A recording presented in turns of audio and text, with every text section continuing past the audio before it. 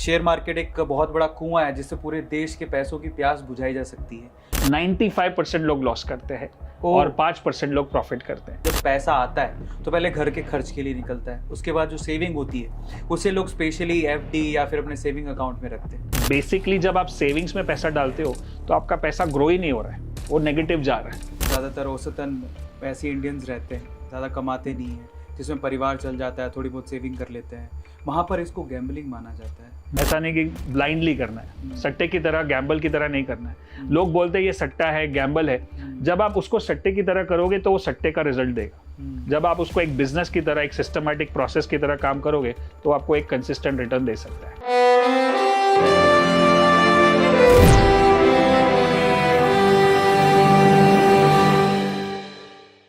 आज से कुछ साल पहले इंडिया में अगर किसी पेरेंट को पूछा जाता कि वो अपने बेटे को क्या बनाएगा, डॉक्टर या इंजीनियर, तो वो खुशी से कहता हाँ ये तो बना ही सकते हैं, लेकिन ट्रेडर बिल्कुल नहीं। लेकिन अब तस्वीर बदल रही है। पहले मिथ भी था उसको लेके, क्यों? क्योंकि पहले ऐसा समझा जाता था कि ट्रेडिंग, इन्वेस्टमेंट, शेयर मार्केट ये सब गैम्बलिंग है। लेकिन आज के टाइम पे ये एक टेक्निकल आर्ट है। इस सोच को बदलने में इंडिया में बहुत लोगों ने काम किया है, लेकिन आज इस अरविंद अरोड़ा शो में आपको हम ऐसे शख्स से मिलवाने वाले हैं जो मुंबई में रह के पूरे इंडिया की ट्रेडिंग, इन्वेस्टमेंट, शेयर मार्केट की तस्वीर बदलने में लगा है, जिनका नाम है mister Vishal Malkan. So please welcome mister Vishal Malkan. Thank you so much Arvind ji, आपके शो पे आके बहुत अच्छा लगा। और जैसे आपने बताया कि हमारी कोशिश वही है कि स्टॉक मार्केट को जैसे लोग देखते हैं और सोचते हैं उसको बदलना हमारा काम है, और काफ़ी हद तक हम काम कर रहे हैं। मैं आपको सबसे पहले तो कंग्रेचुलेशंस कहना चाहूँगा, 15 साल आपके कंप्लीट हुए हैं मलकान्स व्यू के। और सबसे पहले हम लोग क्या करने वाले हैं, इस सेशन का एजेंडा सेट करते हैं, वो बहुत इंपॉर्टेंट है। Yes. आज विशाल जी हमारे साथ हैं, तो इस एपिसोड में हम लोग किस बारे में बात करने वाले हैं? देखिए समझिए, मैंने आपको पहले ही कहा कि बहुत सारे लोगों के दिमाग में ट्रेडिंग, इन्वेस्टमेंट, शेयर मार्केट, इन सबको लेके एक मिथ रहता है। उसको बदलने की कोशिश करेंगे। हम ये भी समझने की कोशिश करेंगे कि इंडिया यूएस से इतना पीछे क्यों है, और यहाँ के लोग बेसिकली सिर्फ 3-4% लोग ही ऐसे हैं जो कि शेयर मार्केट में ट्रेडिंग, इन्वेस्टमेंट करते हैं। अब उसको कैसे बढ़ाया जाए, आप उसमें कैसे भागीदारी यानी पार्टिसिपेशन कर सकते हैं, मलकान्स व्यू आपको किस तरह से उसमें हेल्प कर सकता है, और आप इस नॉलेज को गेन करके किस तरह से पैसा भी कमा सकते हैं और फाइनेंशियली इंडिपेंडेंट भी हो सकते हैं, अपने पांव पे खड़े हो सकते हैं, ये आज का एजेंडा है। लेकिन सबसे पहले हमारे मेहमान को हम चेतावनी देना चाहेंगे। सर, हम हमेशा ये बात बोलते हैं कि क्वेश्चन कभी कॉन्ट्रोवर्शियल नहीं होते, आंसर्स उन क्वेश्चंस को कॉन्ट्रोवर्शियल बनाते हैं। यस, तो हमारा तो काम ही है सवाल पूछना, लेकिन क्या आप तैयार हैं? परफेक्ट, बिल्कुल तैयार है। कंट्रोवर्शियल हो या ना हो, मेरे को तो जो है और दिल से बोलना है, और फिर वो लोग कैसे लेते हैं वो उनके ऊपर है, बट मुझे तो सही बात बतानी है और सही बात सही लोगों तक पहुंचानी है। परफेक्ट, देन शुरू करते हैं। सबसे पहले हमारे मेहमान को हम उनकी राजीनामा तो पूछ ले। तो सर, सबसे पहला हमारा काम है कि हम टॉपिक्स के बारे में डिस्कशन करते हैं। मैं आपसे कुछ टॉपिक आपके सामने रखूंगा, आप कंफर्टेबल हैं या नहीं है उसके बारे में बात करने के लिए वो आपको बताना है, यस और नो। यस। ओके, तो सबसे पहले क्या आप अपनी प्रोफेशनल लाइफ और पर्सनल लाइफ के बारे में बात करना चाहेंगे? यस। सोशल लाइफ के बारे में? यस। प्रोफेशनल एक्सपीरियंस के बारे में? Of course. यूथ प्रॉब्लम्स के बारे में? यस। पॉलिटिक्स के बारे में? नो। पर्सनल इंटरेस्ट और पैशन के बारे में? यस। पर्सनल बैकग्राउंड के बारे में? Absolutely. Investment? Of course. Trading? Yes. क्या बात है, इन्होंने हर चीज पे हम लोगों को हाँ ही कहा है ऑलमोस्ट। जिसमें ना कहा है उसको हम कैसे छोड़ देंगे, कोशिश करेंगे कुछ ना कुछ पहलू उसके भी लेकर आए। तो चलिए सबसे पहले एक इंपॉर्टेंट सवाल की तरफ चलते हैं। मलकान्स व्यू काफी इंटरेस्टिंग नाम है, ये ट्रेडिंग से कैसे जुड़ा, इसके पीछे का बैकग्राउंड क्या है सर? मेरी पर्सनल जर्नी बताता हूँ कि मेरी जो शुरुआत हुई स्टॉक मार्केट में वो 1993 में हुई थी, जब हर्षद मेहता का स्कैम हो रहा था। अब सबको पता है, सीरीज देखा होगा। तब मैं 8वीं कक्षा में था और मैं अपने पिताजी के साथ उनके ऑफिस जाता था, जो स्टॉक मार्केट में नहीं थे, वो टेक्सटाइल में थे, कालबा देवी बॉम्बे में। और वहाँ पे मैं जाता था ट्रेन से, तब वो जो लोकल ट्रेन में सब लोग एक ही बात करते थे स्टॉक मार्केट के बारे में, और एसीसी, रिलायंस, और तब तो मुझे कुछ भी नहीं पता था। लेकिन मैं क्यूरियस हो गया कि मैं पूछता था इसका मतलब क्या, उसका मतलब क्या। तो मेरे पापा से पूछता था, और मुझे वो नंबर्स से बहुत फैसिनेशन था, इसलिए मैंने सोचा कि मेरे को ये सीखना है। तो जैसे ही मेरी 10th स्टैंडर्ड ख़त्म हुई तो मैंने पापा को बोला कि मेरे को ट्रेडर स्टॉक मार्केट सीखना है। तो जैसे उस ज़माने में तो ऑफकोर्स एक चाटा पड़ेगा और बोलेगा भाई पढ़ाई करो पहले। बट मैंने ठान ली थी, तो मैंने कॉलेज जो अपना ग्रेजुएशन का था वो भी ऐसा चुना जो स्टॉक मार्केट के नज़दीक है। तो बॉम्बे में चर्चगेट स्टेशन के, मतलब बॉम्बे स्टॉक एक्सचेंज से 10 मिनट दूर केसी कॉलेज है, जहाँ पे मैंने अपना ग्रेजुएशन किया बीकॉम। बट ज़्यादातर मैं बोलूँगा कि बीकॉम मैंने पार्ट टाइम किया, लेकिन ज़्यादातर ग्रेजुएशन मेरा स्टॉक मार्केट में हुआ। तो 1996 से मैं स्टॉक मार्केट में जाना शुरू किया, और वहाँ से लेके 2007 तक बहुत सारी ऐसे उतार चढ़ाव आए, पढ़ाई की, पैसा बनाया, फिर गवाया, फिर ब्रोकिंग किया, फिर गवाया, बहुत सारे अप एंड डाउन देखे, और बहुत सारी किताबें पढ़ी, कोर्सेज किए। फाइनेंस MBA बना तो फंडामेंटल साइड समझ लिया, टेक्निकल की किताबें पढ़ी, कोर्सेज किए तो वो साइड समझ लिया। 450 के करीब मैंने किताबें पढ़ी स्टॉक मार्केट पे, माइंडसेट पे, इन्वेस्टिंग पे। और 2007 जब मैंने जो मार्केट का क्रैश हुआ 8 का, उस 7 के दिसंबर में मैंने एक बड़ा रिपोर्ट बनाया था कि ये जो भी मैंने पढ़ाई की है इतने सालों में, उसमें से ये समझ के आ रहा है कि ये मार्केट गिरेगा और 1 साल तक खड़ा नहीं होगा। तब मुझे भी हैरानी थी कि ऐसा होगा कि नहीं, और डर लगता था किसी को बताने में भी, क्योंकि मार्केट बहुत बुलिश था। बट वो रिपोर्ट मैंने पब्लिश कर दी, और फिर 1 महीने के बाद जनवरी 2008 में मार्केट क्रैश हुआ, और वो रिपोर्ट वायरल होके उसके बाद मुझे लगा कि इतने सालों की जो मेहनत है वो पहली बार रंग लाई है, कि पहली बार इतना बड़ा मार्केट क्रैश हुआ और मैंने लॉस नहीं किया। क्योंकि हर बार मैं कमाता था ऊपर में और नीचे जाता तो गवाता था, और समझ में नहीं आता था कैसे इसको तोड़े। अब ये बार पहली बार ऐसा हुआ कि लॉस नहीं हुआ, तो मुझे लगा कि अब कुछ तो समझ में आ रहा है, सीखा है मैंने इतने सारी किताबों में और टेक्निकल से, फंडामेंटल से। तब जाके हमने शुरुआत की हमारे इंस्टीट्यूट की, मल्कांजू की, कि जो मैंने 15 साल में सीखा या 12 साल में सीखा, उसको मैं, सबके पास उतना टाइम नहीं होता, सबके पास उतना पेशेंस भी नहीं होगा, तो हमने सोचा कि वो जितना नॉलेज दे सके उतना शुरुआत करते हैं, और तब से मल्कांजू की शुरुआत हुई। ये सुन के तो मेरे खुद के इतने सारे सवाल हैं जिसके जवाब मैं सोच रहा हूँ आज ले ही लूँ, और मुझे ऐसा लगता है क्योंकि मैं आम इंसान हूँ, आपको पता है, तो मेरे जैसे सवाल जो मैं पूछने वाला हूँ वो आपके दिमाग में भी होंगे। तो चलिए शुरू करते हैं। सर, आपकी जो जर्नी बड़ी इंटरेस्टिंग है, पर मेरा पहला सवाल ये है कि 1992 जब स्कैम हुआ तब आपके दिमाग में ये आया कि ये बड़ा फैसिनेटिंग है, पर आपको डर नहीं लगा कि इतना बड़ा स्कैम हुआ है? तब मुझे स्टॉक मार्केट, मतलब वो स्कैम हुआ, लॉसेज हुए, तो एज अ स्कूल स्टूडेंट तो मुझे उतना नहीं समझ में आता कि ये लॉस हो रहा है। मालूम है कि ऊपर गया और नीचे हो गया और वो सब, बट वो जो नंबर्स था जो मैं रोज ट्रैक करता था, मेरे पापा के पास भी कुछ शेयर्स थे, तो रोज शाम को एक कॉपी आती थी, भाव कॉपी बोलते थे उसको, जिसमें सारे भाव छपते थे। तो वो चेक करते करते मतलब समझ में आया कि ये रिलायंस है, वो उस टाइम पे कोलगेट थे, लीवर थे, और ITC थे, और टाटा मोटर्स, टाटा स्टील, तो वो सब समझ में आने लगा। तो मुझे नंबर्स, मतलब मैं स्कूल में भी मेरा नंबर से काफ़ी लगाव था, मैथ से, तो मुझे उसी से लगाव था कि जो भी नंबर रिलेटेड काम है। तभी मुझे ऐसा नहीं था कि स्टॉक मार्केट है, रिस्क है, पैसा बनाना है, उस टाइम पे हमारा वो नहीं है, हमको नंबर से प्यार है, इसलिए झुकाव वहाँ पे था। तो अब मेरा सवाल ये है कि इंडियन एजुकेशन में हम लोग इंजीनियर्स को इतना तवज्जो देते हैं, डॉक्टर्स को इतना तवज्जो देते हैं, सोशल मीडिया पे आजकल थोड़ा बहुत चलने लगा है ये ट्रेंड, बट फिर भी आपको नहीं लगता कि हमारी एजुकेशन सिस्टम को इस वे में बदलना चाहिए, फाइनेंशियल एजुकेशन ऐड होनी चाहिए? 110% होना चाहिए। इनफैक्ट मैं तो काफ़ी स्कूल और कॉलेज के साथ अभी बातचीत कर रहे हैं कि हम एक बेसिक पर्सनल फाइनेंस या इन्वेस्टमेंट कल्चर होना चाहिए, जहाँ पे बेसिक सिखाया जाए कि सेविंग क्या होता है, इन्वेस्टमेंट क्या होता है, अर्निंग क्या होता है, स्पेंडिंग क्या होता है। इनफैक्ट हमने एक ट्रायल प्रोग्राम किया था टीनेजर्स के लिए, जिसका नाम था यंग इन्वेस्टर बूट कैंप, और वहाँ पे 700 स्टूडेंट पूरे इंडिया से ज्वाइन हुए थे, और between the age of 13 and 19 teenagers, और उसमें मेरा सन भी था, आज वो 14 है, तो उसको थोड़ा बहुत बेसिक समझ में आ गया। तो उसका पर्सनल जो स्पेंडिंग था, जो हम लोग उसमें बोलते थे कि आपकी नीड वर्सेस वांट क्या है, आपको ज़रूरत है या आपको चाहिए। नीड है कि मेरे को फ़ोन चाहिए, और वांट है कि मेरे को iPhone 14 चाहिए। अब नीड फ़ोन से 50-25 हज़ार के फ़ोन में भी हो जाती है, लेकिन वांट 1 लाख का फ़ोन है। अब ये 75 हज़ार का जो गैप है, अगर उसको समझ ले और उसको हम इन्वेस्ट करें लॉन्ग टर्म में, तो जब वो बच्चा बड़ा होगा 10 साल के बाद, जब उसको रियली फ़ोन लगेगा, तब उसका रिटर्न बहुत ही ज़बरदस्त होगा। तो ये सब कॉन्सेप्ट्स हमने कवर किए थे, और काफ़ी अच्छा रिस्पॉन्स मिला था, और काफ़ी स्कूल के साथ वार्तालाप चल रहा है कि ये बेसिक कोर्स होना चाहिए पर्सनल फाइनेंस के ऊपर। तो इसकी शुरुआत आज के इसी सेशन से करते हैं, फंडामेंटली सीखते हैं।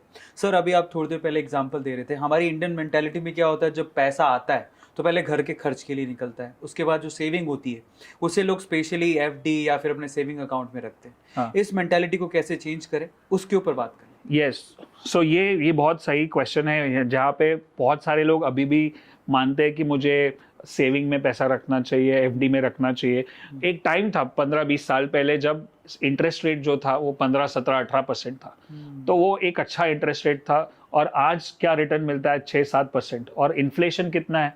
7%। तो बेसिकली जब आप सेविंग्स में पैसा डालते हो तो आपका पैसा ग्रो ही नहीं हो रहा है, वो नेगेटिव जा रहा है।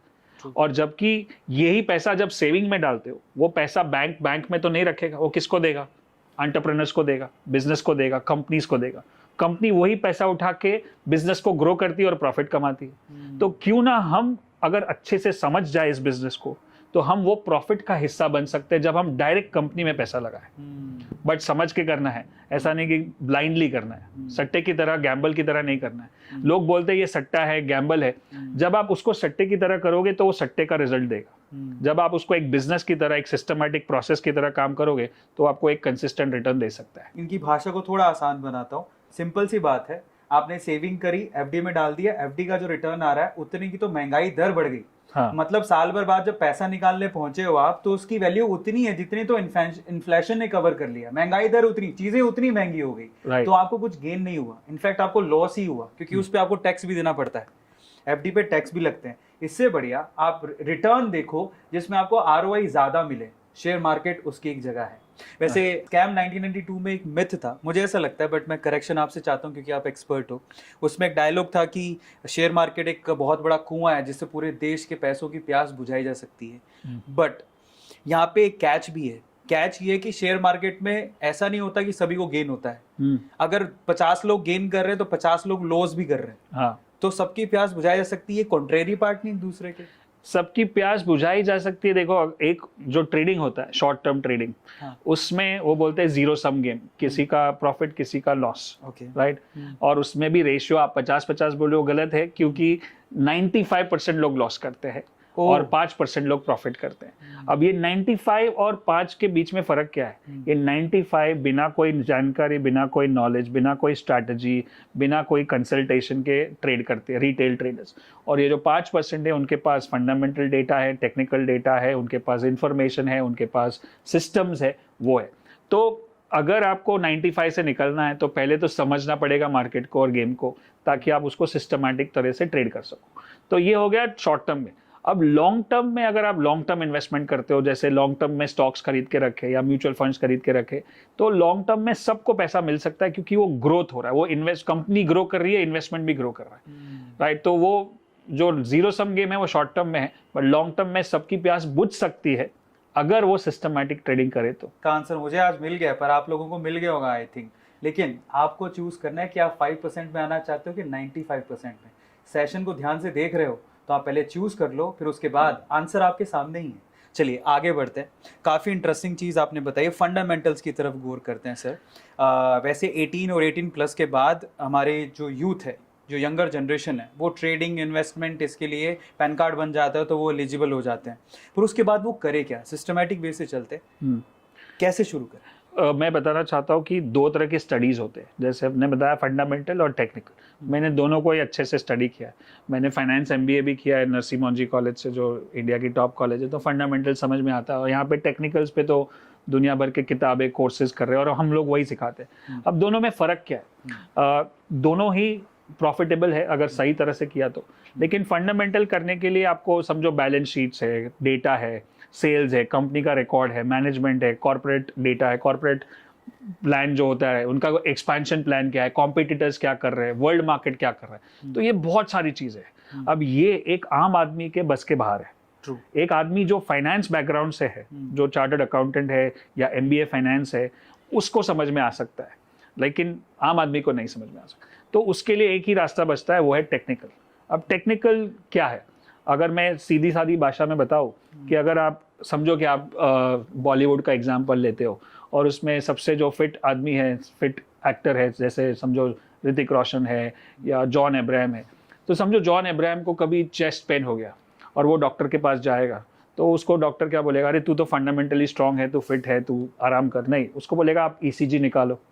अब ECG निकलेगा तो ECG में लाइंस होती है चार्ट्स पे, और वो लाइन देख के बताएंगे कि ये हार्ट सही है कि गलत है, कुछ तो गड़बड़ है।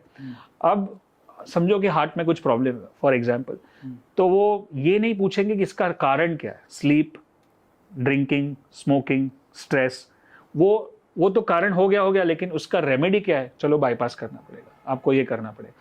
वैसे ही हम मार्केट को चार्ट से स्टडी करते हैं, वो शायद आम आदमी के बस के बाहर है। आप उसको न्यूज़पेपर देख के हाँ चलो अभी इलेक्ट्रिक कार्स बढ़ रही है इसलिए टाटा मोटर्स ऊपर जा रहा है, वो आप अंदाज़ा लगा सकते हो, लेकिन सही नहीं होगा शायद। बट ट्रेंड को देखोगे, ग्राफ को देखोगे, वो सही बताएगा। उसमें 3 ही चीज़ होती है, एक अप ट्रेंड, एक डाउन ट्रेंड और एक sideways trend. But as such जैसे कि हम लोगों को मार्केट में देखने को मिलता है कि ट्रेडिंग थोड़ा रिस्की है, इन्वेस्टमेंट इतना रिस्की नहीं है, लॉन्ग टर्म इन्वेस्टमेंट इतना रिस्की नहीं है। अगर कोई यंगस्टर है जो पहली बार अभी पैन कार्ड बनाया है और उसको एंथुजियाज्म आ गया वीडियो देख के, चलो हम लोग शेयर मार्केट में जाते हैं, हाँ, व्हाट शुड ही डू? सो सबसे पहले आपने जो वर्ड यूज किया ना रिस्की, उसको डिफाइन करते हैं। रिस्क क्या होता है? रिस्क मतलब कुछ नुकसान होगा हमारा, उसका डर लगता है, इसलिए हम वो काम नहीं करते या डर के करते। अब ये जो लेसन मैं हमेशा हर एक पॉडकास्ट, हर एक वीडियो में बताता हूँ और बहुत पॉपुलर हो गया आजकल, कि मैं जब 16 साल की उम्र में स्टॉक मार्केट जाता था और वहाँ पे एक ऑफिस होती थी, वहाँ पे बहुत सारे लोग ट्रेड करते थे और वहाँ पे एक सीनियर अंकल थे जो काफ़ी एक्सपर्ट जैसे, सब उनसे एडवाइस लेते थे कि क्या करना चाहिए। तो वो एक जो अंकल थे, उन्होंने मुझे एक बार देखा कि मैं रोज़ आता हूँ, नोट्स लेके चला जाता हूँ, और मुझे एक बार बुलाया कि भाई क्या कर क्या रहे हो यहाँ पे? प्लस सीखने की कोशिश कर रहा हूँ। क्या लगता है इन लोग पैसा बनाते हैं सारे लोग? हाँ, आप ही तो एडवाइस करते हो। बोलता है एडवाइस तो मैं देता हूँ लेकिन सुनता कोई नहीं है। बोलता है ये लोग अगले साल नहीं रहेंगे, नए लोग आएंगे, इन लोग लॉस करके जाएंगे, और मैं यहाँ पे 15 साल से खड़ा हूँ। उसके पीछे एक गोल्डन मंत्र है। अगर तेरे को लंबी रेस का घोड़ा बनना है तो मैं तेरे को एक गुरु मंत्र देता हूँ, अगर तू वो मानेगा तो तू भी मेरे जैसे 15-20 साल तक टिकेगा। और वो गुरु मंत्र आज उसी की वजह से मैं यहाँ पे टिका हूँ। उसने बोला, गुजराती में बताया, मैं आपको हिंदी में बताता हूँ और इंग्लिश में बताता हूँ, learn to book a loss. Wow. अगर आपने लॉस बुक करना सीख लिया तो आप यहाँ पे टिकोगे। और दूसरा फिर उन्होंने और एक एक्शन करके बताया, या तो उंगली काट, नहीं तो हाथ काटना पड़ेगा। True, right. अब ये चीज रिस्क मैनेजमेंट में आती है। आज ट्रेड तो हम लोग रोज करते हैं, इन्वेस्ट भी करते हैं, बट कहाँ उंगली काटनी है वो हमको जानना है। ट्रू। अगर मैं आपको बोलूँ 100 रुपए में एक स्टॉक खरीद लो, तो आपका दूसरा सवाल क्या होगा कि कितना ऊपर जाएगा। मैं आपको बोलूँ 200 हो जाएगा, क्या मैं गारंटी दे सकता हूँ? नहीं, कोई भी गारंटी नहीं दे सकता है। लेकिन सवाल आपने पूछा, उसी का जवाब दिया। क्या आपने ये पूछा कि इसमें रिस्क कितना है? ट्रू। इसके नीचे किसके नीचे जाए तो मैं बेच दूं? लोग क्या करते, 100 में खरीदते हैं, फिर 90 हो जाएगा। मार्केट क्या बोल रहा है कि आप गलत हो, आप गलत दिशा में जा रहे हो। आप सुनते नहीं हो क्योंकि आपको लगता है कि नहीं ठीक है, हो जाएगा, फंडामेंटली स्ट्रांग है, न्यूज़ है, अभी इलेक्शन है, बाद में ऊपर चला जाएगा। फिर वो 80 हो जाता है, तो मार्केट और चिल्ला के आपको बता रहा है आप और भी गलत हो। लेकिन हमारा क्या है, हम ह्यूमन बीइंग है, हमारा सबसे इंपॉर्टेंट जो फैक्टर जो हमारे अगेंस्ट काम करता है वो है ईगो। क्योंकि जब 100 में खरीद के अगर 80 में बेचोगे, आपको ईगो हर्ट होगा कि मैंने हार मान ली। और बचपन से क्या सिखाया है? हार नहीं मानना। वो हार मानना दूसरे एरिया में ठीक है, बट यहाँ स्टॉक मार्केट में वैसा नहीं कर सकते। स्टॉक मार्केट में आपको हार मानना पड़ेगा, उंगली काटनी पड़ेगी। बस ये समझ में आ गया रिस्क, तो फिर आप मार्केट में टिकोगे, और टिकोगे तो रन तो बनेंगे। जैसे क्रिकेट की लैंग्वेज में अपनी विकेट होनी चाहिए तो रन बनेंगे। अपनी विकेट अपनी कैपिटल है, कैपिटल को बचा के रखो। एवरेज फैमिलीज जो हैं इंडिया की, ज़्यादातर औसतन वैसे इंडियंस रहते हैं, ज़्यादा कमाते नहीं हैं, जिसमें परिवार चल जाता है, थोड़ी बहुत सेविंग कर लेते हैं, वहाँ पर इसको गैम्बलिंग माना जाता है। आप इसको कितना सही ठहराते हैं आज के पॉइंट ऑफ व्यू में? मेरे हिसाब से जो भी चीज़ नॉलेज के बिना की जाए वो गैम्बलिंग है। अगर आप नॉलेज के बिना पॉडकास्ट भी करोगे या यूट्यूब चैनल भी चलाओगे तो वो भी गैम्बल है। तो नॉलेज के साथ करोगे तो सही है, तो वो सिस्टमैटिक और एक्सपीरियंस और नॉलेज और प्रोफेशन बन सकता है, बिजनेस बन सकता है। नॉलेज के बिना नहीं करना चाहिए। और जो आप बताते हो कि जब कम इनकम होती है, मिडिल क्लास होते हैं, मैं भी लोअर मिडिल क्लास से आया हूँ, और वहाँ से जो भी मैंने ग्रोथ देखी है उसमें एक ही चीज़ है कि आप छोटा छोटा करो ना। यहाँ पे एक बेनिफिट क्या है ट्रेडर बनने का, कि आपको खाली एक शेयर भी खरीद सकते हो। हाँ, आप अभी समझो कि मुझे टाटा मोटर्स का ट्रेड करना है, तो 600 रुपए का एक शेयर है, एक शेयर खरीदो। राइट। पेपर ट्रेड भी कर सकते हो, फिर एक शेयर से कर सकते हो, फिर धीरे धीरे। अब प्रॉब्लम क्या होता है कि आदमी को नॉलेज नहीं है, आदमी को एक्सपीरियंस नहीं है, और वो लाख रुपया लगा देता है। 10 लाख जो भी सेविंग्स है सारा लगा देता है और फिर लॉस हो जाता है और लॉस काटता भी नहीं है। तो प्रॉब्लम इसमें मार्केट का नहीं है, हमारी समझ का है। राइट, कोई भी बिजनेस करते हो तो आप उसको समझोगे कि इसका प्लस एंड माइनस क्या है, तो वैसे स्टॉक मार्केट को समझो। कल तो इतने सारे यूट्यूब चैनल है, हमारी भी चैनल है जहाँ पे 1200 से ज्यादा वीडियोस है, हर हफ्ते 2 वीडियोस में लगाता हूँ और पूरा का पूरा नॉलेज फ्री कर रहा हूँ मैं। और हम लोग ये 15 साल सेलिब्रेट कर रहे हैं, उसके पीछे हमने पूरा एक नया प्रोजेक्ट लॉन्च किया कॉल्ड 10x वेल्थ प्रोजेक्ट, जो हर आदमी, हर इंसान कहीं से भी इंडिया में, कहीं से भी वर्ल्ड में एक्सेस करेगा। उसमें कोर्सेज भी है, इम्प्लीमेंटेशन भी है, सपोर्ट भी है, माइंडसेट की भी ट्रेनिंग है, सारी चीज़ फ्री कर रहा हूँ कि हर एक आदमी देख सके और सीख सके, और एकदम सिंपल लैंग्वेज में जैसे अभी मैं बात कर रहा हूँ। तो सीख के करेगा तो सही होगा, नहीं होगा तो फिर वो सट्टा ही होगा। पर मैंने सुना आपने इस पे एक बुक भी लिखी है, उसके बारे में थोड़ा बताइए। Yes. कि कई लोग ऐसे होते हैं जो कोर्सेज में आना पसंद करते हैं, लेकिन कई लोगों को पढ़ना बड़ा अच्छा लगता है। परफेक्ट। तो बुक हमारी नाम है #कैशटैग, और मैंने और मेरी वाइफ ने मिलके लिखी है ये बुक, और उसमें 4 पोर्शन है। तो पहले टूल्स मतलब जो हमारी टेक्निक्स होती है, या जो टेक्निकल एनालिसिस में आपने वर्ड सुने होंगे, candlestick pattern, trend line, moving averages, तो टूल्स को कवर किया है। दूसरा है ट्रेडिंग सिस्टम मतलब क्या, एक प्रोसेस हो गया कि ये होगा तो बाय करेंगे, ये होगा तो सेल करेंगे, ये होगा तो लॉस बुक करेंगे, ये होगा तो प्रॉफिट बुक करेंगे। तो वो सिस्टम समझाई गई है, उसमें 2 सिस्टम है। तीसरा है रिस्क मैनेजमेंट, जो अभी मैंने समझाया आपको कि रिस्क को कैसे कंट्रोल करना है, उंगली को कैसे काटना है, कितना खरीदना है। एक होता है क्या खरीदना है, एक होता है कहाँ खरीदना है, एक होता है कितना खरीदना है। ये 3 हो गए। और चौथा है सबसे इंपॉर्टेंट, जो लोग अंडर एस्टिमेट करते हैं ज्यादातर, वो है माइंडसेट।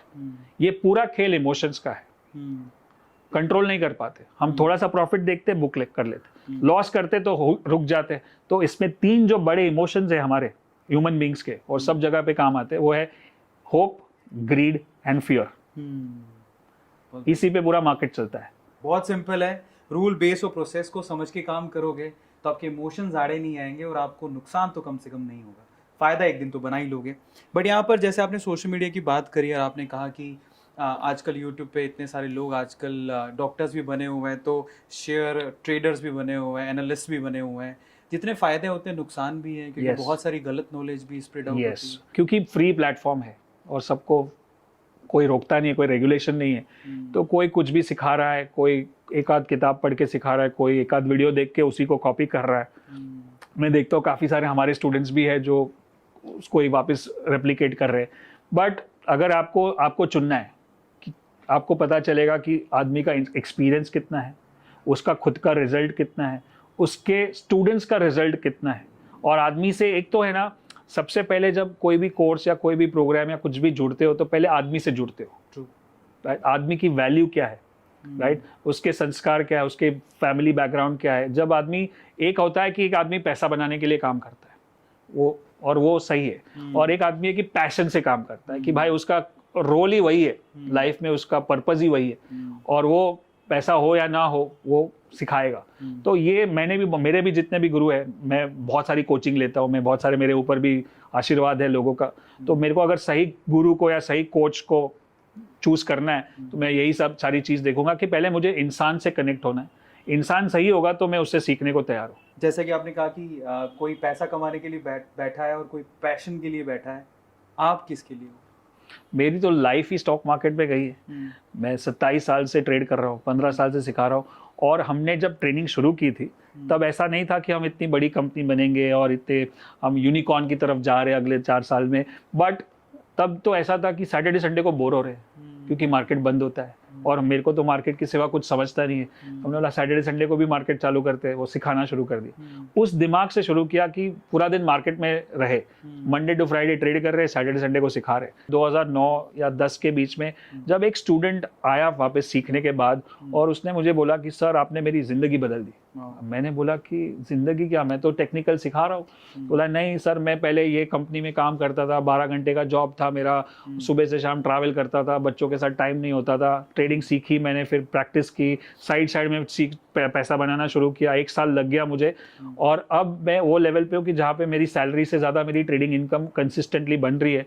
तो अब मैंने जॉब छोड़ के फुल टाइम ट्रेडिंग ले लिया है। देखिए, मैं सवाल ज़रूर पूछ रहा था ताकि आप लोगों को मैं थोड़ी तसल्ली दिला पाऊँ, लेकिन मुझे तो पता था एक्चुअली। क्यों? क्योंकि ये पैसों के लिए तो काम नहीं कर रहे, इनका पैशन है, बिकॉज इनके कोर्सेज बहुत ही दिलचस्प हैं। एक तो अभी ये शायद 10x ग्रोथ ये स्टार्ट करें जो कि फ्री ऑफ कॉस्ट है सबके लिए, I think. Yes, 10x wealth project जो कि मुझे बहुत अच्छा लगा, जिसमें हर कोई पार्टिसिपेट कर सकता है। तो अगर आप ये सेशन देख रहे हैं तो 10x वेल्थ प्रोजेक्ट में जरूर जाओ, पार्टिसिपेट करो, फ्री ऑफ कॉस्ट है। लेकिन दूसरी दिलचस्प चीज़ ये है, ये सिर्फ वहाँ पर ट्रेडिंग या पैसा कमाना ये सब नहीं सिखाते, लॉस बुक करना या प्रॉफिट बुक करना ये सब नहीं सिखाते, ये आपको जीना भी सिखाते हैं। उसके ऊपर भी बात कर लेते हैं। और थोड़ा सा इन्होंने हिंट भी दे दिया था कि इनके सेशंस में आर्ट ऑफ लिविंग के सेशंस कंपलसरी है। कि जब हमने ट्रेनिंग शुरू की 2008 में, मैंने और मेरी वाइफ ने, तो पहले तो उनकी एक छोटी सी स्टोरी बता दूं कि वो ट्रेडिंग बैकग्राउंड से बिल्कुल नहीं है। Before we got married arrange marriage थी, और बिफोर वी गॉट मैरिड उनका वो लॉ बैकग्राउंड से लॉयर है, और यूबी ग्रुप में एज अ लॉयर काम कर रही थी। तो उन्होंने शादी के लिए थोड़ा सा ब्रेक ले लिया, और बाद में लगा कि फिर से जॉब में जाएंगे। लेकिन जब ब्रेक चल रहा था तब मैंने उनको थोड़ा बहुत सिखाना शुरू कर दिया स्टॉक मार्केट। तो उनको इंटरेस्ट आया, फिर और सीखा, फिर कोर्सेज किए, बुक्स पढ़े, तो फिर उन्होंने मेरे को ज्वाइन कर लिया और ट्रेडिंग शुरू कर दिया। तो ट्रेडिंग अच्छे से कर रहे थे, तभी वो आइडिया आया कि अगर वो कर सकते हैं, जो कंप्लीट नॉन बैकग्राउंड स्टूडेंट है, उनको अगर मैं सिखा सकता हूँ तो किसी को भी सिखा सकता हूँ। तभी हमने मलकानजू ट्रेनिंग शुरू की 2008 में। और उसके बाद जब स्टूडेंट्स आते थे ना, तो हम सबको एक ही चीज़ सिखाते हैं, जो सेशन है, स्ट्रैटेजी है। तो कुछ के अच्छे रिजल्ट आते, कुछ के नहीं आते। तो वो बार बार हम लोग सोचे कि ऐसा क्यों होता है। और फिर हम लोग धीरे धीरे करके ये सब mindset training, robin Sharma training, Tony Robbins training, ये सारी चीज़ें समझ में आए कि टोनी रॉबिन्स जैसे बोलते हैं कि 80% साइकोलॉजी, 20% स्ट्रैटेजी। तो माइंडसेट जो आपका है वो 80% है, स्ट्रैटेजी 20% ही है। तो फिर मैंने मेघना को बोला कि you go into the mindset part, मैं टेक्निकल पार्ट करता हूँ, आप माइंडसेट पे मैस्ट्री लेके आओ। तो वो सारे कोर्सेज करने लगी, और फिर धीरे धीरे हमने माइंडसेट का जो कोर्स है हमारे प्रोग्राम में ऐड करने लगे कि भाई जैसे कॉन्फिडेंस हो गया, फियर हो गया, होप ग्रीड फियर पे काम करना है, अबंडेंस पे काम करना है, मैनिफेस्टेशन पे काम करना है, सबकॉन्शियस माइंड पे काम करना है। ये सारी बुक्स और कोर्सेज करना शुरू किया। फिर हमने लगा कि अगर कुछ भी सबकॉन्शियस माइंड पे कुछ चेंज करना है हमको, तो वो मेडिटेशन और विजुअलाइजेशन से होता है। तो उन्होंने मेडिटेशंस करवाना शुरू कर दिया। फिर धीरे धीरे लगा कि मेडिटेशन से लोगों को फायदा तो हो रहा है, लेकिन इंडिया में सबसे बेस्ट मेडिटेशन कौन करवाते हैं? वो है श्री श्री रविशंकर जी। उनका जो हैप्पीनेस कोर्स है, उनकी सुदर्शन क्रिया है, और वो तो पहले से आर्ट ऑफ लिविंग के स्टूडेंट थे मेघना जी, और मुझे भी उन्होंने करवाया। फिर मुझे भी लगा, फिर हमने उनसे बात की, उनसे बहुत डिस्कशन किया, और उन्होंने बोला कि हमको आपके प्रोग्राम हमारे कोर्स में करना है। और उन्होंने तुरंत हाँ बोल दिया। तो हमने उनके साथ पॉडकास्ट किया। फिर हमने एक कंपलसरी प्रोग्राम कर दिया कि हमारा जो एनीबडी कैन ट्रेड है 3 दिन का प्रोग्राम, उसके साथ और 3 दिन हैप्पीनेस कोर्स होगा। तो ये एक मिलन है। अब हम बोलते हैं कि अगर आपको ट्रेडिंग सीखना है तो आप कोई कोर्स मत ज्वाइन करो, मेरे यूट्यूब चैनल देख लो, वहाँ पे सब फ्री में अवेलेबल है। लेकिन आपको लाइफ बदलना है और साथ में पैसा भी बनाना है, then only you join the programme, and that's the mission we are living. तो यहाँ पर जरा समझिए, टेक्निकल नॉलेज तो है ही, लेकिन साथ में आपको इसको झेलना कैसे अगर लॉस हो जाए। तो एक बात हमेशा याद रखो, जो पैसा आप इनिशियली लगा रहे थे मार्केट में, वो आप ही ने बनाया था। अगर आप जिंदा रहोगे तो फिर बना लोगे। यस, समझ में आ रहा है? सो ये आर्ट ऑफ लिविंग में आप इन्हीं कोर्सेज में सीख लोगे, इससे अच्छा क्या हो सकता है। तो that is amazing. Go check out in description box, इस कोर्स को जरूर चेक करना, क्योंकि फ्री ऑफ कॉस्ट है, कोई पैसा नहीं है। आपको क्या पसंद है? सबसे पहले तो हम लोग अगर बात करें तो इंडियन इन्वेस्ट करता है, या तो सेविंग अकाउंट में डाल देगा, एफडी कर लेगा, या वो गोल्ड खरीदेगा, या ज़्यादा थोड़ा पैसा है तो प्रॉपर्टी में डाल देगा, फिर वो कहीं म्यूचुअल फंड का सोचता है, फिर कहीं शेयर मार्केट का सोचता है, फिर लास्ट में जाके क्रिप्टो करेंसी है, वो तो बहुत दूर की बात है। ठीक है। बट आपके फेवरेट कौन से? सो मेरी फेवरेट ऑफ कोर्स स्टॉक्स ही है। अब मैं सिंपल बताता हूँ कि लाइकिंग डिसलाइकिंग क्या होता है। जो चीज़ आपको समझ में आती है, हाँ, वो लाइकिंग है। ट्रू। जो चीज़ समझ में नहीं आती है वो डिसलाइक है। True. तो एक हो गया जो लाइकिंग है, जिसमें इंटरेस्ट, जिसमें नॉलेज है, वो आपकी लाइकिंग है। दूसरा हो गया एफडी और गोल्ड। गोल्ड ठीक है, लॉन्ग टर्म के लिए ठीक ठाक है, बट एफडी में तो हमने बात कर ली कि वो रिटर्न तो कुछ मैच नहीं करेगा इन्फ्लेशन से। तो रहा स्टॉक मार्केट और म्यूचुअल फंड, दोनों एक ही है। Mutual fund indirect stock market है और डायरेक्ट स्टॉक मार्केट है। तो अगर आपको जब तक नॉलेज नहीं है तो आप म्यूचुअल फंड से जाओ, और एक बार नॉलेज गेन कर लोगे, सीख लोगे, तो डायरेक्ट स्टॉक्स में आ जाओ। That's the best way to do it. वैसे तो आपने आंसर दे दिया है कि इनको इंडियन स्टॉक मार्केट बहुत पसंद है और वो इंडियंस के लिए काम करे, लेकिन फिर भी वर्ल्ड वाइड बहुत सारे स्टॉक मार्केट है। आपको नेस्डेक और हमारे जो इंडियन स्टॉक मार्केट है मुंबई का, इन दोनों में आपकी फेवरेट? ये बहुत सही सवाल है। अब मैं आपको बताता हूँ कि हमारे स्टूडेंट्स हाँ। यूके, यूएस, सिंगापुर सब जगह से है। ओके। और हम जो यहाँ पे स्ट्रैटेजी सिखाते हैं वही स्ट्रैटेजी वो वहाँ पे लगाते हैं। ओके। और मेरा खुद का मेरा भाई, सगा भाई भी यूएस में है, वो भी यूएस मार्केट में ट्रेड करता है based on the same strategy. ना उसके पीछे सिंपल लॉजिक है। मैंने आपको ईसीजी का एग्जांपल दिखाया टेक्निकल, कि आप चार्ट देखोगे और फिर चार्ट बोलेगा बाय करना है, चार्ट बोलेगा सेल करना है। अब आप समझो कि आपका ईसीजी लो, मेरा लो, शाहरुख खान का लो या किसी और का भी लो, लाइन तो दिखनी है। तो फिर वैसे ही अगर डाउ जोन्स है, नैस्डैक है, निफ्टी है, रिलायंस है, कोई फर्क नहीं पड़ता है। हमको ऊपर अप ट्रेंड है तो बाय करना है, डाउन ट्रेंड है तो सेल करना है। तो जो हम सिखाते हैं technical analysis is a universal language, तो कोई भी मार्केट में चलेगा। करेक्ट। तो आप कहीं भी बाय और सेल कर सकते हो भाई। आप डॉलर्स में बाय करो, फेसबुक का शेयर खरीदो, हमें क्या ही है। Yes. बट फंडामेंटल सेम है। तो हम आगे चलते हैं। इंडियन स्टॉक मार्केट में बेसिकली दो ऑप्शंस मिलते हैं इनको, या तो निफ्टी या सेंसेक्स। तो आपके फेवरेट कौन सा? फेवरेट नहीं है। एक टाइम पे था बॉम्बे स्टॉक एक्सचेंज, सेंसेक्स, जो काफ़ी पॉपुलर था और उसी को बेंचमार्क माने जाते थे।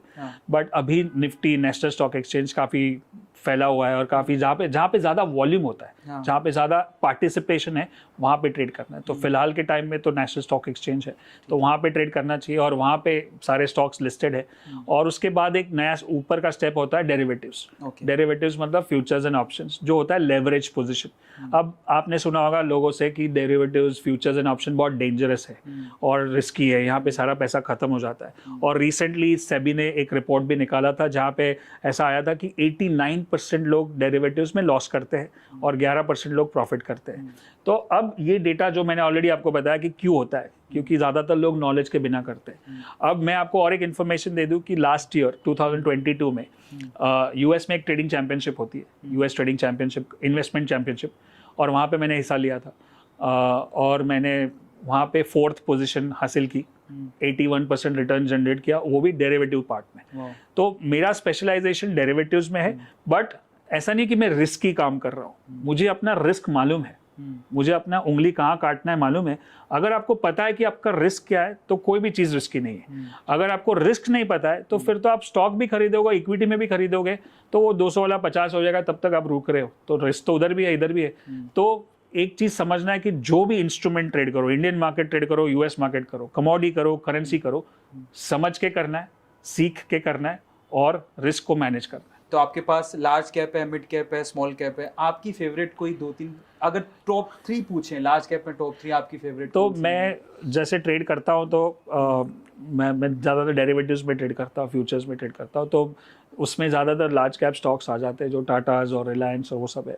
और मैं सेक्टर रोटेशन पे ध्यान देता हूँ। मतलब जैसे आज मैं बात कर रहा हूँ आपके साथ, तो मैं infra sector, realty sector, auto sector पे ध्यान दे रहा हूँ, क्योंकि वो सेक्टर चल रहा है। 6 महीने बाद शायद सेक्टर चेंज हो जाए, कि आईटी सेक्टर चलने लगे, फार्मा भी चल रहा है अभी, तो फार्मा चले, या फिर कभी कभी एफएमसीजी चले, तो वो रोटेट होते रहते हैं। तो मुझे ऐसा कोई लगाव नहीं है किसी से, या मैं ऐसा कोई, बोलते ना, don't get married to your stocks, कि भाई शादी कर ली मैं 25 साल तक रखूँ। जब वो स्टॉक अंडर परफॉर्म करने लगे, जब उसका ट्रेंड डाउन हो जाए, मुझे उससे निकलना है और दूसरा स्टॉक जो ऊपर जा रहा है उसको खरीदना है। तो मैं स्टॉक स्पेसिफिक तो बात नहीं कर सकता हूँ, लेकिन सेक्टर मैंने बताया कि अभी मैं ऑटो और इंफ्रा और रियल्टी स्टॉक्स में ज़्यादा इंटरेस्टेड हूँ, क्योंकि वो अप ट्रेंड में। लेकिन पेनी स्टॉक्स के बारे में बहुत ज़्यादा मिथ। जनरली क्या होता है, एक सिंपल सी मिथ है कि अगर मेरे पास 1000 रुपये हैं, तो कोई अगर नॉविस बंदा होगा तो वो कहेगा यार 2 रुपये में मुझे 500 शेयर मिल जाएंगे। लेकिन समझदार बंदा होगा तो वो 1000 रुपये का एक शेयर खरीदेगा। इसके ऊपर थोड़ा बात कर लेते हैं। यस, तो पेनी स्टॉक्स बेसिकली लोग जैसे ट्रेड करते हैं, वो क्या है कि चलो गया तो गया, 1000 रुपया गया है, 2 रुपये का स्टॉक है या 20 रुपये का स्टॉक है, वो गया तो गया वाला एटीट्यूड, मतलब कहाँ से आएगा, गैम्बलिंग मेंटालिटी से। अगर मैं 20 रुपये का भी लेता हूँ तो मेरे लिए 18 का स्टॉप लॉस बनता है, और मैं 2000 का स्टॉक भी लेता हूँ तो मैं 1900 का स्टॉप लॉस रखूंगा। तो मुझे स्टॉप लॉस पता होना चाहिए, ये मेरे लिए इंपॉर्टेंट है। सिंपल है, वाकई में सिंपल बना दिया है इन्होंने। मतलब कोई भी सवाल पूछो, फंडामेंटल सिंपल है, और अगर रूल ही एक हो तो कंफ्यूजन का सवाल ही पैदा नहीं। परफेक्ट। अब एक बड़ा इंटरेस्टिंग सवाल है मेरे दिमाग में आ रहा है। आपने 1992 के बाद अपनी जर्नी शुरू की, बहुत कुछ सीखा, उसके बाद 2023 चल रहा है, लेकिन इन 20-25 सालों में 2 बार सरकार बदली है। मतलब अलग अलग पार्टी की सरकार थी। 2014 से पहले कांग्रेस थी, उसके बाद बीजेपी ने लीड किया है। कितना फर्क दिखता है आपको वो 10 साल और अब 10 साल कंपैरिजन करें? अब सरकार कभी ना कभी तो बदलेगी, लेकिन मार्केट अपना एक साइकिल होता है, एक अप ट्रेंड का साइकिल होता है, एक डाउन ट्रेंड का साइकिल होता है, और ये साइकिल सरकार बदले ना बदले वो साइकिल कंटिन्यू होगा। तो कोई भी चीज़ ऐसा बोलते हैं ना, it's not going to the moon, मतलब वो हमेशा ऊपर नहीं जाएगी, टर्न तो मारेगी, नीचे आएगी। अब जब आपको मार्केट साइकिल समझ में आ जाए तो बस आपको ट्रेड करना है, और हमको एज अ ट्रेडर इन्वेस्टर हमको क्या चाहिए, हमको मूवमेंट चाहिए, वॉलेटिलिटी चाहिए कि मार्केट ऊपर नीचे हो।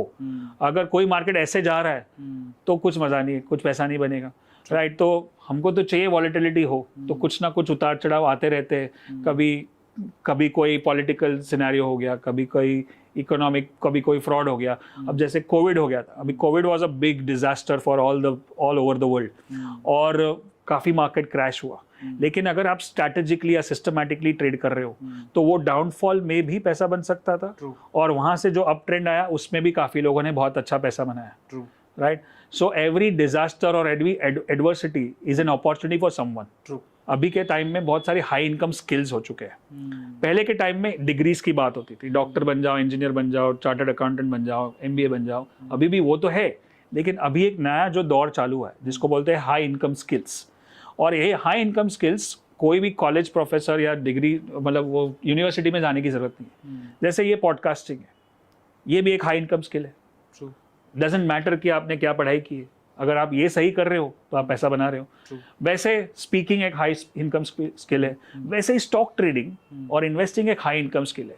और एक बार एक हाई इनकम स्किल हाथ में आ जाए तो आप कोई भी रिसेशन, कोई भी डाउनफॉल, कोई भी क्रैश, कोविड, सब सर्वाइव कर सकते हो अगर आप चाहो तो। 2014 से पहले और 2014 के बाद का जो इंडिया है, जैसे हम जब आंकड़ों की बात कर रहे थे तो आप भी कह रहे थे कि आज के टाइम पे फिर भी 6% तक ये आंकड़ा पहुंचा है, लेकिन पहले तो उतना भी नहीं था। yes.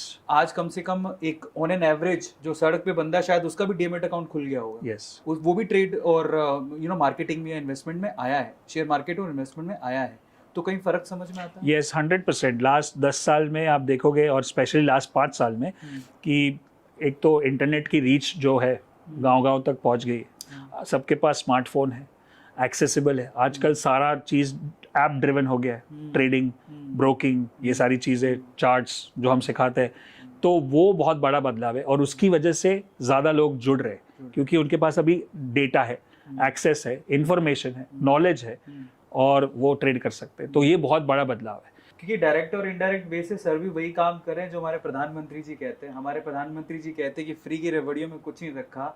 मैं गुजरात गया था तो स्पेसिफिकली मुझे बड़ा अच्छा लगता है गुजरातियों की बात, तो उनको धंधा समझ में आता है, उनको पता है पैसा कैसे कमाना, उनको कोई फर्क नहीं पड़ता कि गवर्नमेंट मुझे सब्सिडी दे रही है कि नहीं दे रही। वो सिर्फ एक बात सोचते हैं कि मैं पैसा कमाऊंगा और अपनी सरकार और अपने देश को टैक्स दूंगा, वहां से देश चलेगा, मुझे नहीं पता कि मुझे वहां से क्या लेना है। सो सेम काम सर भी कर रहे हैं, बिकॉज ये चाहते हैं कि ट्रेडिंग को पूरे इंडिया में, एक स्किल है बेसिकली, उसको फैलाया जाए और वहां तक लेकर जाया जाए, उसको आसान भाषा में समझाया जाए। ये बहुत इंपॉर्टेंट है जो कि सर भी कर रहे हैं। तो बहुत कमाल का काम कर रहे हैं। मैं फिर से कह रहा हूँ कि इनका एक बहुत ही अमेजिंग कोर्स आने वाला है। Yes, the 10x wealth project. Exactly. और ये खाली एक कोर्स नहीं है, इसमें बहुत सारे कोर्सेज और एक चैलेंज, सपोर्ट, सब कुछ है जो आपको एक ट्रेडिंग और इन्वेस्टिंग की राह पे सही दिशा में लेके जा सकता है। So it's completely free. As we are celebrating 15 साल मलकान जी के, तो ये हमारी तरफ से गिफ्ट दे रहे हैं हम, और सभी जुड़ सकते हैं इसमें। लिंक डिस्क्रिप्शन बॉक्स में गिवन है, फटाफट से जाके चेक करो। अब हम आखिरी हमारे कुछ सवालों की तरफ चलते हैं और उसके बाद इंटरेस्टिंग सेगमेंट की तरफ जाएंगे। हमारे प्रधानमंत्री जी थोड़े दिन पहले संसद में एक इंटरेस्टिंग स्टेटमेंट उन्होंने बोला था कि जब विपक्ष किसी कंपनी की बुराई करने लगे या किसी PSU की बुराई करने लगे तो समझ जाओ वो शेर उछाल मारने वाला है। क्या ऐसा है? थोड़े हद तक सही है। और मेरा अगेन ऐसा मानना है कि प्रधानमंत्री हो या कोई कंपनी का मैनेजर हो या कंपनी का CEO, कोई आके मुझे बोलेगा कि ये स्टॉक खरीदना है, तो भी मैं अपना चार्ट और अपनी सिस्टम देख के ट्रेड करूंगा कि अगर यहाँ पे बाय है तो बाय करेंगे, नहीं तो नहीं करेंगे। एज अ फाइनेंस एडवाइजर, मतलब आप फाइनेंशियल फील्ड में काम करते हो, इंडियन ग्रोथ से आपकी ग्रोथ जुड़ी हुई है, बिकॉज इंडियन यूथ को आप सिखा रहे हो स्पेसिफिकली। मैं ये भी जानना चाहता हूँ आंकड़ा कितना है? जब आप ऑलमोस्ट, मैंने आपके जब मैं स्टडी कर रहा था तो मुझे पता लगा 45,000 से ज़्यादा स्टूडेंट अभी तक कैटर किए हैं, ट्रेनिंग दी है। आई थिंक वो पुराना नंबर होगा, कुछ पहले का वीडियो होगा। अभी तो कुछ 2.5 लाख 3 लाख के बीच में है जो स्टूडेंट्स अटेंड कर चुके हैं हमारे प्रोग्राम सारे, जीरो वेबिनार से लेके बड़े प्रोग्राम्स तक। और ऑफ कोर्स हमारे यूट्यूब सब्सक्राइबर्स 7.5 लाख के ऊपर है, प्लस बाकी इंस्टाग्राम और बाकी सारे चैनल्स अलग है। सो आई वुड से इजीली अब मिलियन 10 लाख के ऊपर लोगों को तक हमने टच किया है अभी तक, बट हमारा टारगेट है कि हम इसको और बड़ा करें। और ऑफ कोर्स आपके पॉडकास्ट के माध्यम से भी लोग जुड़ेंगे, तो इस मिशन को कि स्टॉक मार्केट को एक आसान तरीका बनाना है, सिस्टमैटिक बनाना है, सीख के करना है, समझ के करना है और इससे वेल्थ क्रिएट करना है। तो मैं सर ये पूछना चाहता हूँ कि जो 3 लाख बच्चे अभी तक आपने कैटर किए हैं उसमें इंडिया के कितने थे? 98% तक इंडियन ही है और 2% है जो इंडिया के बाहर है, यूएस, सिंगापुर, यूके, वहाँ से। तो 98% इंडियंस हैं जो स्टूडेंट बेसिकली मलकान सर ने कैटर किए हैं। अब इसी पे जुड़ा एक सवाल है, क्योंकि 98% इंडियंस हैं और आगे जो भी आप ग्रोथ समिट या फिर कोर्सेज लेके आने वाले हो वो स्पेसिफिकली हमारे इंडियन स्टॉक मार्केट पर होंगे और हमारे इंडियन बच्चों के लिए होंगे। yes. तो मैं आपसे सवाल ये पूछना चाहता हूँ कि अगली बार कोई भी गवर्नमेंट चुन के आती है, फर्क नहीं पड़ता किसी भी पार्टी की हो, आप ऐसे कौन से 3 बदलाव देखना चाहते हैं जिससे बेसिकली जो फाइनेंशियल एजुकेशन है वो और ज़्यादा स्प्रेड हो? जहाँ आंकड़ा 3, 4, 5, 6% पर अटका पड़ा है डीमेट अकाउंट ओपनिंग का, ट्रेडिंग तो छोड़ दीजिए, ट्रेडिंग तो मुझे लगता है ट्रेडिंग और इन्वेस्टमेंट मुझे लगता है कि ट्रेडिंग 1% होगा और इन्वेस्टमेंट शायद 3% के करीब ही होगा। यूएस से बहुत पीछे हम लोग। ऐसे 3 बदलाव आप क्या करना चाहेंगे जिससे ये आंकड़ा और सुधरे? मुझे लगता है कि एक ही बड़ा बदलाव चाहिए, वो है एजुकेशन सिस्टम को बदले। ये जो कोर्सेज और जो सिलेबस है अभी बहुत पुराने हैं, मतलब वो बिल्कुल जैसे मतलब हाई इनकम स्किल्स का ज़माना है, वो स्किल्स को वहाँ पे जुड़ना चाहिए। आदमी communication skill is the number 1 skill right now we need, not only as a podcaster or as a speaker trainer, as a human being, क्योंकि हम कम्युनिकेशन से ही सबसे बात करते हैं, फैमिली मेम्बर्स से। और सारे ज़्यादातर हमारे जो प्रॉब्लम्स है लाइफ में, या तो मिसकम्युनिकेशन या तो लैक ऑफ कम्युनिकेशन, तो या तो गलत बोल दिया है तो नहीं बोला। तो कम्युनिकेशन स्किल एक हाई इनकम स्किल या एक प्रॉपर स्किल होना चाहिए स्कूल में। और दूसरा है पर्सनल फाइनेंस, जो मैं बात कर रहा हूँ कि पहले से पता होना चाहिए कि पैसा क्या है। आप बायोलॉजी सिखाओ, अलजेब्रा सिखाओ, वो सब मुझे नहीं लगता है कि कहीं हम ज़्यादा यूज़ भी करते आगे जाके। और उससे ज़्यादा है कि ये इम्पॉर्टेंट है, तो ये एजुकेशन सिस्टम को बदलाव बहुत ज़रूरी है।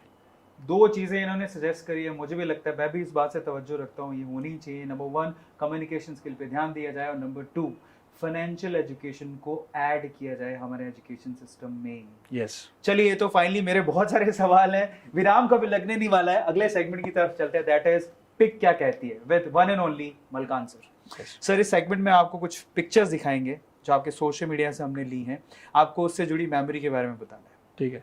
पहली पिक्चर नंबर 1, ये मैं और मेरी वाइफ ऑफिस पे साथ में काम करते हैं, साथ में सेशंस करते हैं, कभी रील शूट करते हैं, उसका शॉट। तो आपको एक ऐसी क्वालिटी जो आपकी वाइफ की बहुत अच्छी लगती है, वो क्या है? She is very supportive in what I do, और मैं बहुत फास्ट भागता हूँ, बहुत बड़ी बड़ी सोच रखता हूँ, और कभी कभी ये कर लूँ वो कर लूँ, तो वो मुझे फिर से ग्राउंड पे लेके ये वो बोलते ना क्रिटिकल एस्पेक्ट दिखाती है कि ये भी हो सकता है, वो भी हो सकता है। So she helps me in getting that better. अगला जो पिक्चर है वो काफ़ी इंटरेस्टिंग है। ये मेरा फेवरेट है। हमने बहुत बड़ा इवेंट किया था मुंबई में सहारा स्टार में, जहाँ पे हमारे 400 स्टूडेंट आए थे, 1 ईयर स्टूडेंट्स, पूरे इंडिया से, इनफैक्ट पूरे वर्ल्ड से। और वहाँ पे मैं सिखा रहा था उनको टेक्निकल्स, और ये इवेंट पहला कोविड के बाद पहला बड़ा लाइव इवेंट किया था। तो ये बहुत ही सक्सेसफुल हुआ था। बेसिकली आप यहाँ पे ड्राइंग बना रहे हैं, आई थिंक कप बना है, क्या बना है? हाँ, कप बना रहा हूँ। हमारी एक फेवरेट स्ट्रैटेजी है स्टॉक मार्केट में, वो है कप स्ट्रैटेजी। जब एक चार्ट पूरी तरह से नीचे जाके फिर से ऊपर आता है तो ऐसा कप जैसा दिखता है, और वो हमारी फेवरेट स्ट्रैटेजी है जहाँ से हम काफ़ी अच्छा रिटर्न जनरेट करते हैं। हाँ, तो दोनों में फ़ायदा है। अगर आपने लॉस बुक कर लिया है तो दिमाग ठंडा करने के लिए चाय पी लो। अगले पिक्चर की तरफ चलते हैं, जो कि अगेन मुझे बड़ी अच्छी लग रही है। ये हमारा फेवरेट प्रोग्राम है, जैसे बताया, एनीबडी कैन ट्रेड। और लास्ट टाइम जब मैं किसी से बात करता हूँ स्टूडेंट से, तो कोई स्टूडेंट मुझसे पूछ रहा था कि मैं 1 साल में करोड़पति बन जाऊंगा। तो मैंने ऐसा सोचा, उसको बोला कि 1 साल में नहीं बनेगा, 1 साल पहले पढ़ाई कर, पहले सीख। करोड़पति बनने के लिए बहुत टाइम है, पहले स्किल को हासिल कर। सो फाइनली पिक क्या कहती है वो सेगमेंट हो गया है खत्म। अब हम चलते हैं हमारे एक और दिलचस्प राउंड की तरफ, जिसका नाम है rapid fire round with one and only Malkan sir.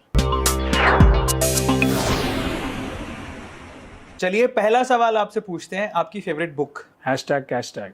Wow, जिसका लिंक डिस्क्रिप्शन बॉक्स में दे देंगे, जाके जरूर चेक करिएगा। बहुत अमेजिंग बुक है, मैं लेके जाऊंगा अपने साथ में, बट आप लोग जरूर अमेजोन पे हाँ, अमेजोन पे फ्लिपकार्ट पे अवेलेबल है, जाके चेक जरूर करिएगा। अगली सवाल की तरफ चलते हैं। आपका फेवरेट मोटिवेशनल डायलॉग जो आप यूज करते हो। Do whatever it takes. आपका फेवरेट स्टार्टअप। अमेजोन। एक ही वर्ड में आपके लिए सक्सेस का डेफिनेशन क्या है। पैशन। आपकी फेवरेट मूवी। अंदाज अपना अपना। अरे वाह, मुझे लगा गुरु का नाम लेंगे। चलिए, तो आपका favourite in terms of stock, बड़ी बड़ी कंपनीज लिस्टेड है, तो जो स्टॉक ब्लू चिप में लिस्टेड है उनमें आपका फेवरेट एंटरप्रेन्योर बिजनेसमैन कौन है। रतन टाटा। रतन टाटा जी की एक बात जो आपको आपके दिल को छू जाती है। Think big. आपकी फेवरेट स्पिरिचुअल बुक जो आप पढ़ रहे हो या पढ़ना पसंद करोगे। अष्टवक्र गीता। आपका फेवरेट शेयर। वो बदलते रहते हैं। एक ऐसी क्वालिटी जो आपको लगता है कि आप में सबसे बेहतरीन है। Learning. Do you believe in luck जब आप ट्रेडिंग कर रहे हो तो। मेरा डेफिनेशन है लक का, when opportunity meets the prepared. जब मौका आए और आप तैयार हो तो आप लकी हो। निफ्टी 50 और BSE। निफ्टी 50। कैश और UPI। UPI। Long term investment और short term investment. Long term. Penny stocks और big stock. Big stocks. Bull market और बियर मार्केट। बोथ। मोटिवेशन और इंस्पिरेशन। इंस्पिरेशन। अब यस और नो के क्वेश्चंस हैं रैपिड फायर में। First question, do you believe in tips for trading. No. Is the stock market a fraud. No. Do you like meditation. Yes. Rapid fire तो हमारा हो गया है खत्म। फाइनल डेस्टिनेशन, हमारा आखिरी राउंड, जिसमें हम क्या करने वाले हैं, सिंपल आपको हम एक क्यू कार्ड दिखाएंगे। वो क्यू कार्ड में होंगे इमोजीज। इमोजीज को देखकर आपको मूवी को गेस करना है। पहला, guess the movie name. Number 1,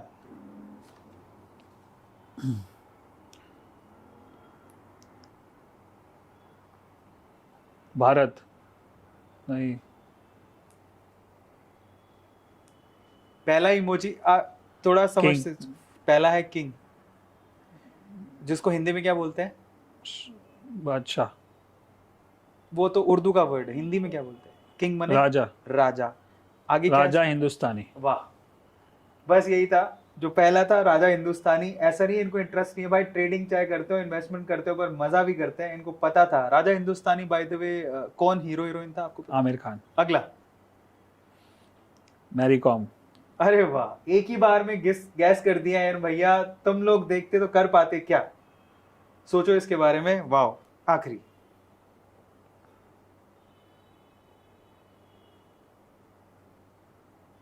दंगल। एकदम correct. Oh my God, finally सारे राउंड हो गए खत्म। आखिरी एक सवाल लेंगे, लेकिन मुझे तो बहुत मजा आया इस पूरे एपिसोड में। मैंने बहुत सारी चीजें सीखी हैं और इतनी इंटरेस्टिंग पंच लाइन है कि मैं खुद इस पॉडकास्ट को दोबारा देख के उनका नोट्स बनाना चाहूंगा। पर मैं आप लोगों से भी कहूंगा कि आपकी असली लर्निंग तभी होती है, ना सिर्फ देखें, उसको नोट करें, बार बार अपने आप को रिमाइंड करें कि एक्चुअली आपको यहाँ से क्या सीखने मिला, उसको इम्प्लीमेंट भी करने की कोशिश करें।